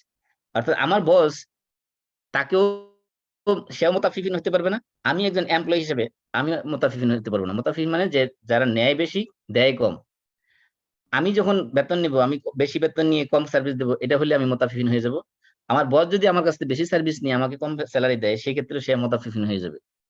এগুলো হলো জবের ক্ষেত্রে মূলনীতি। এরকম অনেক মূলনীতি আছে ইসলামে। আমি যেটা বলতে চাচ্ছি যে জবকে হালাল করার জন্য জবের যে এথিক্স ইসলামে আছে, এমপ্লয়মেন্ট যে যে এথিক্স যেগুলো আছে ইসলামের মধ্যে, সেগুলো মেনটেন করতে হবে। তারপরে দ্বিতীয়ত হলো যে আমি যে জব করে যে টাকা ইনকাম করতেছি সেগুলোর মধ্যে একাধিক ইন্টেনশন আপনি যোগ করবেন, যেগুলো দ্বারা আমি নিজের জীবিকা নির্বাহ করবো, আমার পরিবার পরিজনের সন্তান সন্ততি ভরণ পোষণ করবো, এগুলোর মাধ্যমে আল্লাহর কাছে সব পাবো, আমার দিনের কাজে আমি খরচ করবো, সবকিছুর একটা কমপ্লিট একটা প্যাকেজ যখন হবে তখন সেটা ইবাদত হবে। জাযাকুমুল্লাহ খাইরান। জি, আর কোনো প্রশ্ন? আর একটা প্রশ্ন আছে। জি বলেন। ইমাম সাহেব, আমি আসলে নিজে বোঝার জন্য, অন্যরা হয়তো ভালো জানবেন, কোরআন শরীফ একবারই নাজিল হয়েছে, এ কথাটা কতটা সঠিক? কোরআন শরীফ একবার নাযিল হয়েছে, এই কথা কে বলছে আপনাকে? আজকেও এক হুজুর আমাকে বোঝাইলেন কোরআন শরীফ একবারই ওই যে সূরা বাকারায় যে আয়াত বলা হয়েছে, সেখান ওটা উল্লেখ করে উনি বললেন যে আল্লাহ রাব্বুল আলামিন কোরআন শরীফ একবারই নাজিল করেছে, প্রথম আসমানে কোন মসজিদে ছিল, তারপরে হযরত জিবরাইল আলাইহিস সালামের মাধ্যমে 23 বছরে রাসূল সাল্লাল্লাহু আলাইহি ওয়াসাল্লামের কাছে এসেছে। উনি আমাকে বেশ বোঝাই দিলেন এবং আমাকে বুঝতে বললেন। বলে আমি তো জানি না, দেখে আমি বোঝার চেষ্টা করব। হ্যাঁ, কোরআনে আল্লাহ তাআলা সূরা কদরের মধ্যে বলছেন ইন্না আনজালনাহু ফি লাইলাতিল কদর, নিশ্চয় আমি কোরআনকে কদর রাত্রিতে, লাইলাতুল কদর রাত্রিতে নাযিল করেছি। না, আমরা তো প্র্যাকটিক্যালি যেটা জানি, রাসূল সাল্লাল্লাহু আলাইহি ওয়াসাল্লামের দীর্ঘ 23 বছর নবুয়তী জিন্দেগিতে রাইট। 40 বছর বয়সে তিনি নবুয়ত পেলেন, 63 বছর ইন্তেকাল করলেন না। তার মানে এই প্রায় 23 বছরের মতো সময়, এই দীর্ঘ 23 বছর সময় কন্টিনিউয়াস করে নাযিল হচ্ছে বিভিন্ন ঘটনার প্রেক্ষাপটে। তার মানে যদিও সূরাতুল কদরে বলতেছে যে আমি কদর রাত্রিতে নাযিল করেছি এই কোরআনকে, আর বাস্তবতে আমরা দেখতেছি কি 23 বছরে নাযিল হয়েছে। তাহলে এখানে একটা কনফ্লিক্ট হয়ে গেল কিনা দুইটার মধ্যে?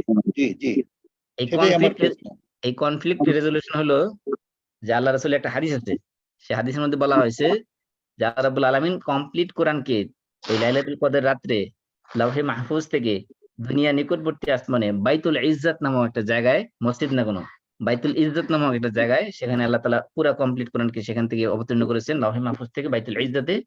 বাইতুল ইজ্জাত থেকে তার পরবর্তী সময়ে জিবরাইল ফেরেশতার মাধ্যমে আল্লাহ তার রাসূলকে যখন যা প্রয়োজন হইতো তখন সেটা কি করেছেন, ডিস্ট্রিবিউশন করেছেন।